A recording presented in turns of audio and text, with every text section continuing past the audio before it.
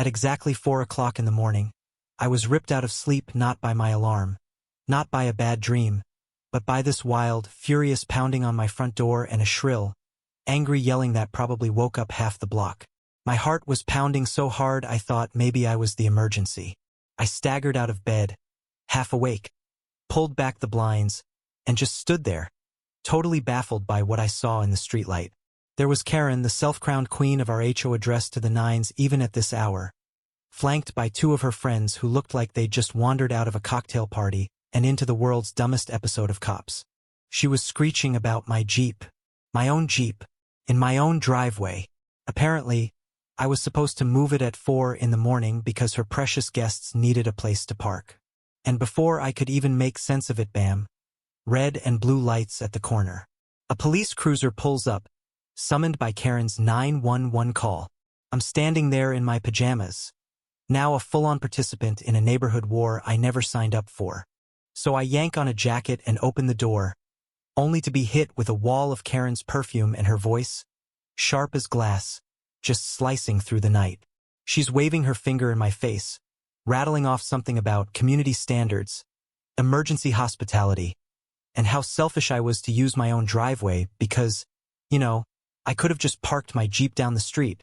You ever have one of those moments where your brain just short-circuits? Yeah, that happened. I was so stunned I just stood there, trying not to laugh. The cop gets out, looking like he's aged 10 years in 10 seconds. He asks if the Jeep's mine, and when I nod, he smirks like, here we go again. Karen launches into this monologue about how her guests are so influential, how HOA rules let her reassign parking at will, and how my refusal is basically a crime against the neighborhood. I let out a half-chuckle, can't help it. The cop asks her where the violation is, and she points at my Jeep, sitting there quiet and guilty of nothing more than existing where it belonged. Neighbors are starting to peek out, some wrapped in blankets, some filming on their phones for the neighborhood chat. I'm watching this circus unfold and thinking, this cannot be real life. Karen keeps shrieking, now saying my driveway is basically community property and that my refusal is hostile. The cop, God bless him, calmly tells her that private driveways are not public spaces, and this is not a police matter. She gasps like he just committed treason, swears she'll escalate to the highest authority, which in Karen essay means the HOA board. He writes something down, probably a warning not to waste 911's time, then leaves me with Karen, who is just vibrating with rage, vowing that this is only the beginning. Her friends finally mumble something about maybe parking farther away or just calling an Uber, but Karen shuts them down, storms off, and I'm left standing there in my pajamas, realizing I hadn't just had a weird night. I'd stepped right into the first battle of a very stupid war. By sunrise, everyone in the neighborhood had heard about it. Some neighbors came by with smirks, others with warnings. Rumor was, Karen had already called an emergency HOA meeting about my violation. That would have been funny, except I'd seen her in action before: fines for lawn decorations, threats over mailbox paint, but never something this ridiculous. My Jeep had become a Symbol, a line drawn in concrete. The next day, it seemed like every neighbor found a reason to walk past my house, asking if it was true Karen had called the cops over my Jeep. When I said yes, they laughed. But there was always a nervous edge. Everybody knew Karen had pull with the HOA board. It was only a matter of time before she twisted the rules to try to punish me. Sure enough, that afternoon, a notice appeared on my door. An emergency HOA meeting that night. My ongoing disturbances and failure to comply with parking guidelines would be discussed. I poured coffee, dug out the HOA bylaws, and waded through pages of nonsense about fence height and mailbox color before finding the parking section. There it was. Common parking areas and easements are to be shared equitably among residents, but driveways? Clearly marked as private property. I snapped photos and highlighted every relevant line.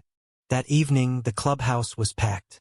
People spilling onto the sidewalk, gossip buzzing like it was the social event of the year. Karen sat at the front, flanked by two board members who looked like they'd rather be anywhere else. She started the meeting with a speech that made me sound like a criminal, hostile, unneighborly, threatening the spirit of hospitality. I half expected her to pass out torches and pitchforks. When it was my turn, I calmly presented the bylaws, explained what private property meant, and showed the highlighted lines. A murmur ran through the crowd. One board member started to squirm. Karen exploded, calling me manipulative and selfish, but I kept my voice steady. Law was on my side. Then, out of nowhere, Greg, a quiet guy from 2 streets over, stood up and said he'd been harassed by Karen for parking his truck in his own driveway.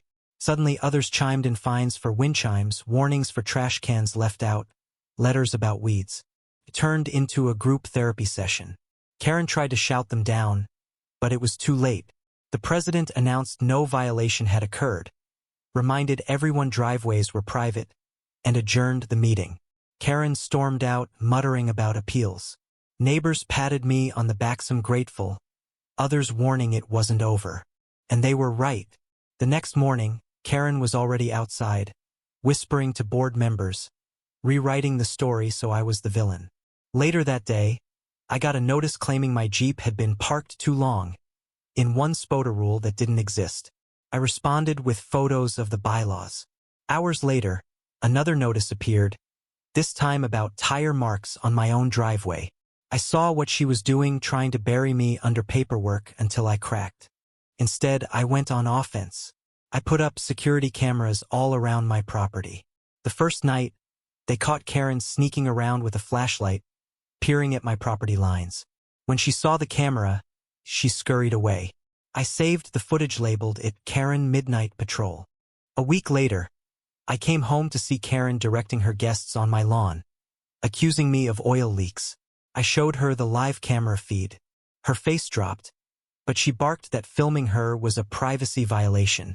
I told her otherwise. Her guests shuffled away, clearly not wanting any part of her feud. Then came the noise complaints, Karen claiming my Jeep's engine was disturbing the peace.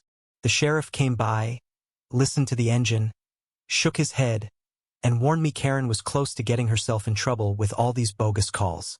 She didn't stop. I started finding anonymous, perfume-soaked notes in my mailbox. Karen posted rants online, targeting selfish residents hoarding driveway space.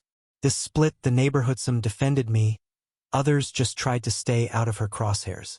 One night, Greg came over, frustrated Karen was harassing him for mowing his lawn too often. I suggested we form a group of neighbors to push back, and soon we had a small alliance, sharing stories and documents. It wasn't just about me anymore. Still, there were moments that made me laugh. A night when Karen's sprinkler malfunctioned, soaking her as she tried to sneak across my yard, or her dog, dressed in a $200 sweater, spinning in circles while she screamed about my landscaping. It helped, honestly.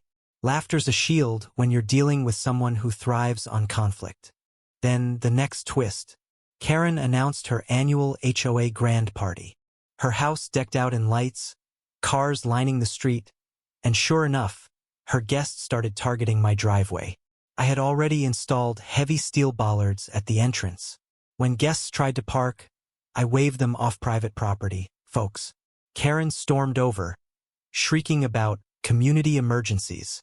I pointed at the cameras, explained the board had already ruled. Eventually, people started calling tow trucks for cars blocking mailboxes and hydrants. The whole thing devolved into chaos, expensive cars towed away, neighbors laughing, Karen slipping off a curb to a round of applause. Even her supporters began to drift away. Humiliated, Karen retreated. But humiliation was never her finish line. I soon got a thick envelope. She was taking me to court, claimed my bollards interfered with community harmony, and caused her emotional distress. I gathered every shred of evidence: photos, camera footage, witness statements. Greg and others agreed to testify. In court, Karen and her lawyer presented vague interpretations and stacks of her own complaints. I calmly showed the bylaws, played the videos of her harassment, and let neighbors testify. The judge shut her down hard, called her actions harassment, dismissed her case, warned her against more frivolous filings. Walking out, I felt lighter than I had in months. But as I glanced back, I could see in her eyes she was not finished. She doubled down, sending anonymous fake violation notices, parking strange cars near my house, making offers on the vacant lot next door so she could turn it into community parking. The twist? I bought the lot first. The day she found out, she exploded. I built a tall fence, added motion sprinklers. First time her guests tried to cross, they got blasted with water. Memes of Karen in scuba gear swept the neighborhood. When she filed a complaint about the fence height, I had the permit and bylaws ready. Denied again. Karen's power crumbled. Her next party fizzled. No one wanted to go. She tried to peer over my fence, got drenched by the sprinklers, and stomped away dripping wet, the neighborhood quietly laughing. For the first time, I saw people coming together. Kids played in the street. Neighbors walked their dogs and chatted. We even had a barbecue. Everyone celebrating the liberation from Karen's nonsense. But she wasn't done. The final act came with flashing lights. Cops at her door. Not mine. After months of evidence, the board voted her out. The courts hit her with fines and a restraining order. Watching her being escorted away, shrieking about being the victim, was surreal. Neighbors cheered. Some just sighed in relief. The peace that followed was real. Karen's house emptied out. One afternoon, a moving truck hauled her life away, and the street felt lighter. That weekend, we held a liberation party, grills smoking, music playing. Someone brought a cake shaped like a Jeep. It was funny how something as simple as a parked Jeep had sparked all of this. As I sat on my porch that night, Jeep shining in the driveway, neighbors waving goodnight, I realized the battle was never just about parking. It was about standing your ground when common sense is under attack, about community, and about not letting one person's need for control ruin everyone's peace. New neighbors moved in, kids playing where once there was only tension. The cycle was broken. Looking back, I have to laugh. Who would have guessed all this started with a single Jeep and a refusal to be bullied? Sometimes it's the smallest stands that change everything. So here's my question for you. When does standing your ground go too far, and when is it exactly what a community needs? Drop your thoughts below. Tell me where you're watching from, and let's hear your stories about the wildest neighborhood drama you've survived. Because trust me, sometimes refusing to move is the only way to move forward.